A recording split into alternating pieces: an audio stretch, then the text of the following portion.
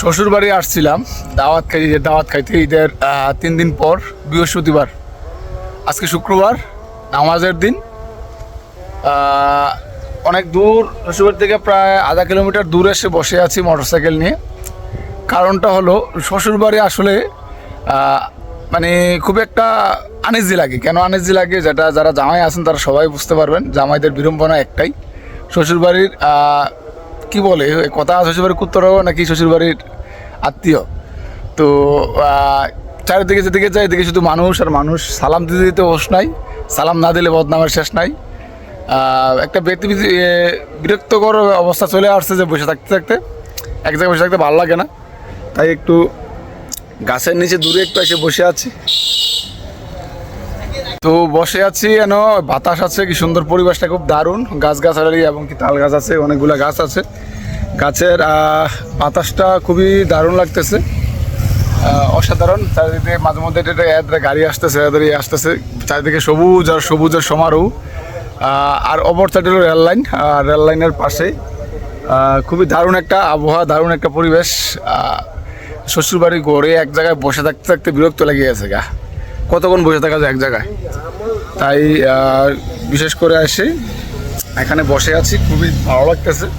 গ্রামীণ পরিবেশ, ঢাকা শহর চলে যাবো আর 2 দিন পর। এই পরিবেশের যে আমেজটা, যে আনন্দটা, এটা আর উপভোগ করা হবে না। আর কমসে কম 1 মাস 1-1.5 মাস আসা হবে না বাড়িতে। তো শ্বশুরবাড়ি এলাকাটা একটু ঘুরে দেখার প্রচেষ্টা, একে বিরক্তিকর। কালকে দুপুরে আসছি, এখন অবধি আছি। একটা দাওয়াত আছে, অনুষ্ঠান আছে, মুসলমানের অনুষ্ঠান। নামাজ পড়ে দাওয়াত খেয়ে তারপরে দেন চলে যাব। কালকে রাত্রে পুরো রাত ঘুমাতে পারি নাই। আমার শ্বশুরের ঘরের সাথেই একটা অনুষ্ঠান।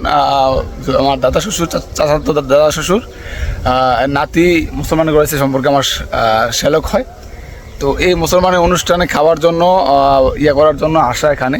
এক কথা দেখেন পরিবেশটা, ওই দূরে দেখা যাচ্ছে রেল লাইন, আর এখানে হলো ফসলের জমি, খুবই দারুণ, অসাধারণ।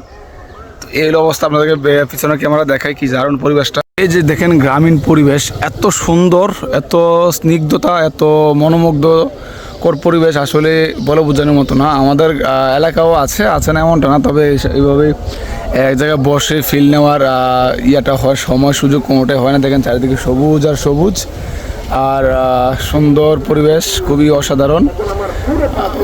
নামাজের টাইম মাত্র আজান দিয়েছে, নামাজ আরম্ভ হয়েছে, কিছুক্ষণের মধ্যে নামাজে চলে যাব। ওই যে দেখা যাচ্ছে এই সোজা আমার শ্বশুরবাড়ি, এই যে শ্বশুরবাড়ির খামার।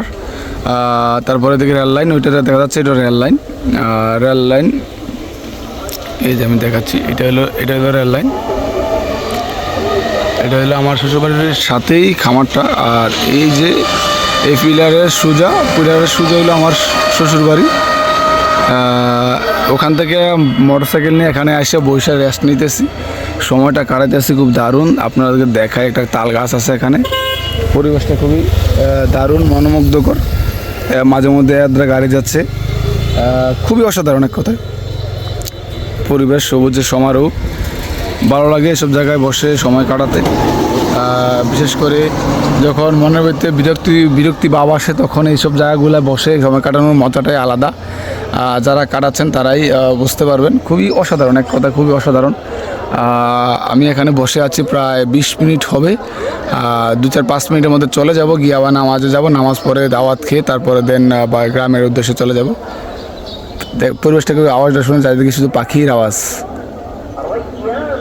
ওইদিকে তাল গাছে বাবুই পাখির বাসা, একটু দেখাই আপনাদেরকে তাল গাছে বাবুই পাখির বাসাটা। ওই দূরে তাল গাছে বাবুই পাখির বাসা আছে। এই বাসা বাবুই পাখিরা কিচিমিচি করতেছে, খুবই দারুণ আওয়াজ, দারুণ স্নিগ্ধতা। আস্তে ধীরে গাড়ি আসতেছে, খুবই ভালো লাগে বিষয়টা, দারুণ। সবাইকে অসংখ্য ধন্যবাদ ব্লগটি দেখার জন্য। আমার এই পেজটা নতুন, এই পেজে আমি কাজ করছি ব্লগিং পেজ হিসাবে।